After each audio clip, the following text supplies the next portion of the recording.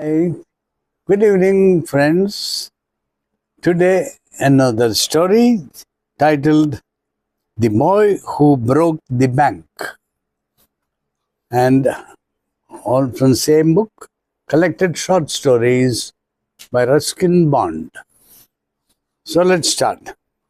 The Boy Who Broke the Bank.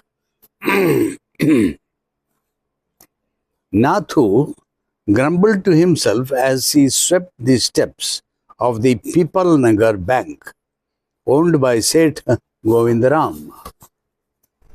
He used the small broom hurriedly and carelessly, and the dust, after rising in a cloud above his head, settled down again on the steps.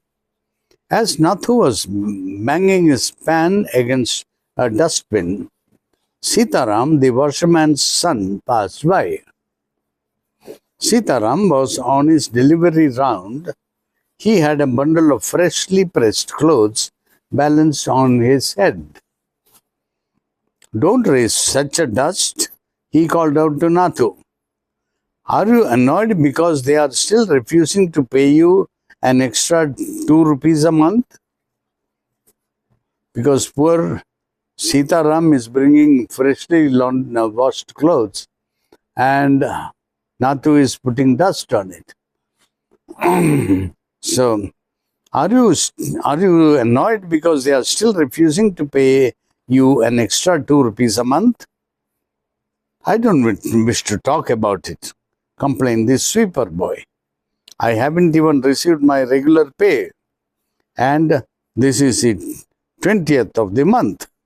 Who would think a bank would hold up a poor man's salary? As soon as I get my money, I'm off. Not another week do I work in this place." And Nathu banged the pan against the dustbin several times, just to emphasize his point and give himself confidence. "Well, I wish you luck," said Sitaram. "I'll keep a lookout for any jobs that might suit you." And he plodded barefoot along the road, the big bundle of clothes hiding most of his head and shoulders. At the fourth home he visited, Sitaram heard the lady of the house mention that she was in need of a sweeper. Tying his bundle together, he said, "I know of a sweeper boy who is looking for work. He can start from next month. He is with the bank just now, but they aren't giving him his pay, and he wants to leave." "Is that so?" said Mrs. Srivastava. "Well, tell him to come and see me tomorrow." And Sitaram, glad that he had been of service to both a customer and his friend, hoisted the bag on his shoulders and went his way. Mrs. Srivastava had to do some shopping. She gave instructions to the ayah about looking after the baby and told the cook not to be late with the midday meal. Then she set out for the Pipal Nagar marketplace to make her customary tour of the cloth shops. A large shady tamarind tree grew at one end of the bazaar. And it was here that Mrs. Srivastava found her friend Mrs. Bhushan, sheltering from the heat. Mrs. Bhushan was fanning herself with a large handkerchief.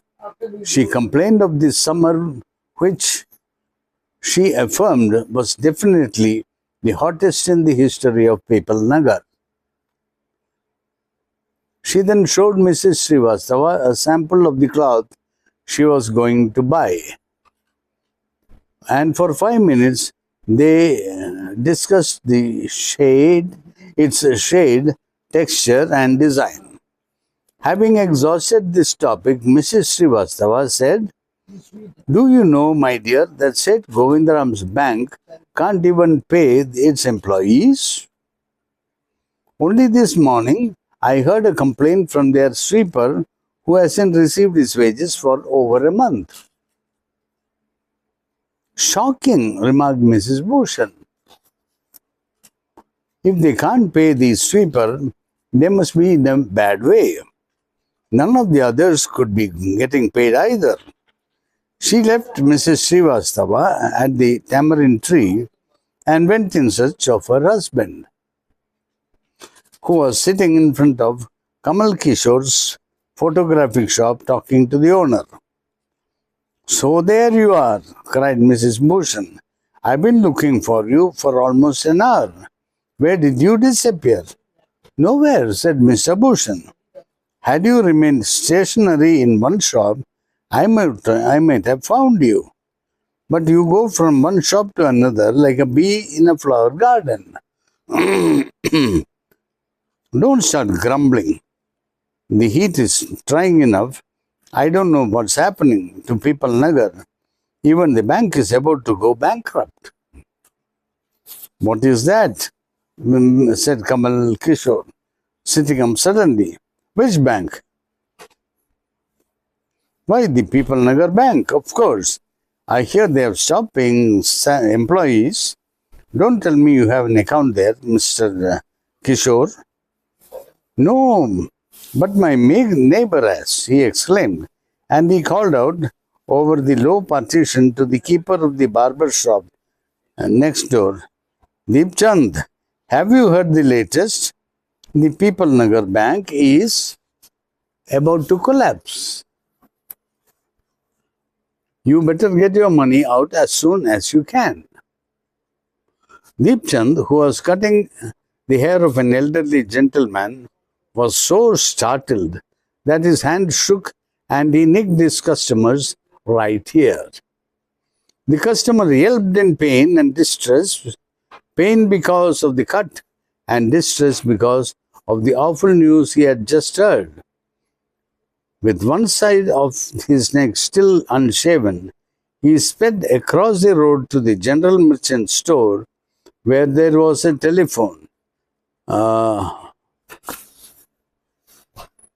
He dialed Seth Govindram's number.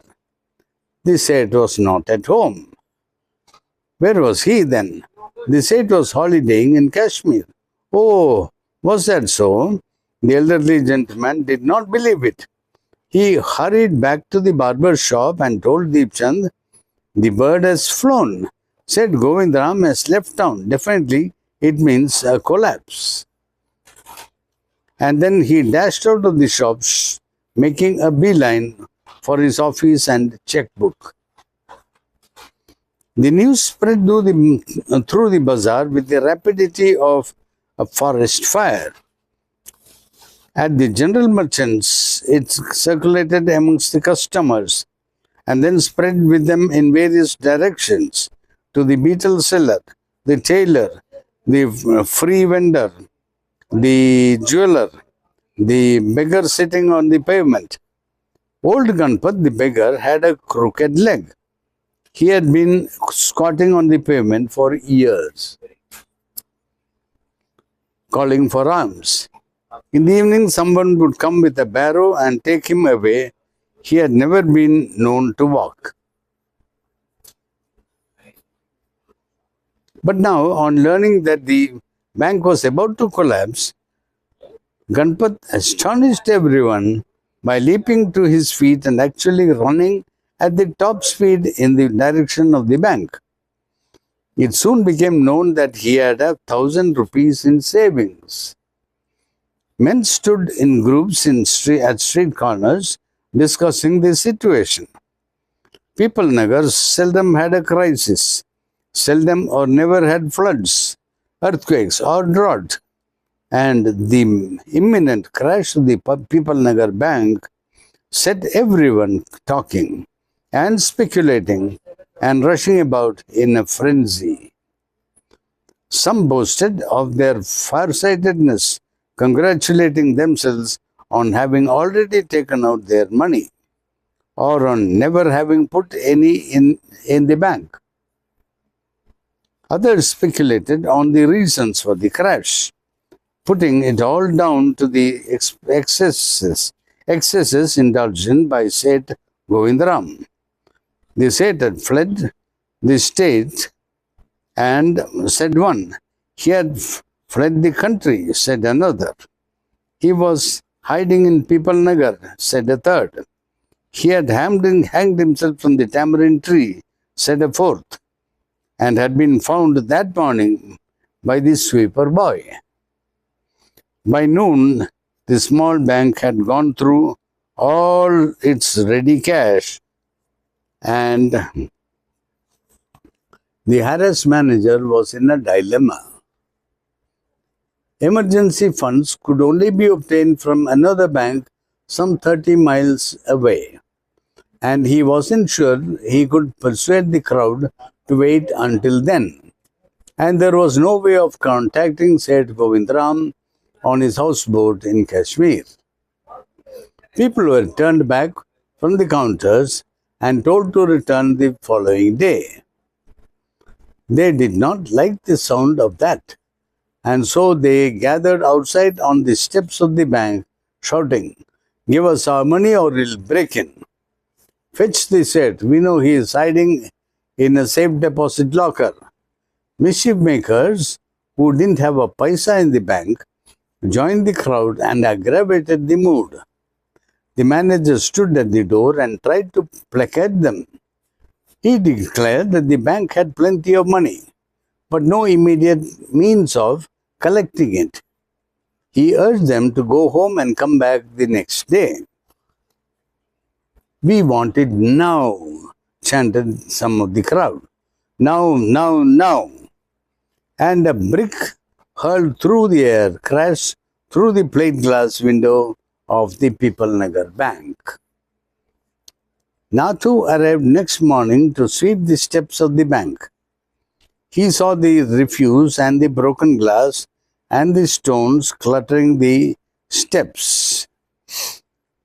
Raising his hands in a gesture of horror and disgust, he cried, "Hooligans, sons of donkeys, as though it isn't bad enough to be paid late, it seems my work has also to be increased." He smote the steps with his broom, scattering the refuse. "Good morning, Nathu," said the washerman's boy, getting down from his bicycle. "Are you ready to take up a new job from the 1st of next month?" "You will have to, I suppose, now that the bank is going out of business." "How is that?" said Nathu. "Haven't you heard?" "Well, you had better wait here till half the population of People Nagar arrives to claim their money." And he waved cheerfully. He did not have a bank account and sped away on his cycle. Nathu went back to sweeping the steps, muttering to himself. When he had finished his work, he sat down on the highest step to await the arrival of the manager. He was determined to get his pay. Who would have thought the bank could collapse? He said to himself, and looked thoughtfully into the distance. I wonder how it could have happened. So, so that's the end of the story. Very clever story. Okay, that's over.